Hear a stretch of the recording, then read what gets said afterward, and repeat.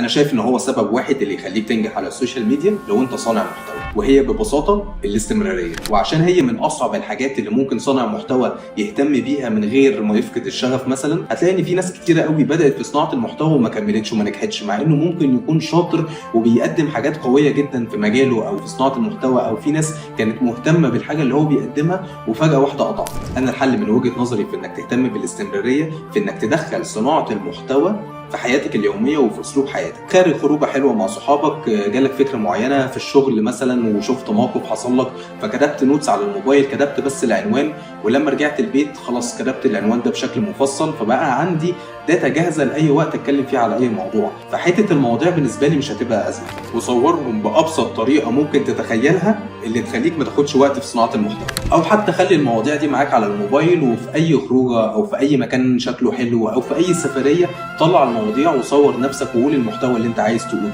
لان انت ماكسيمم كل يومين بتنزل حاجه عندك على الاكونت، واليوم اللي ما بتنزلش فيه بتكون دايما مهتم بالستوري ومهتم ان انت تنتراكت مع الناس اللي موجودين عندك.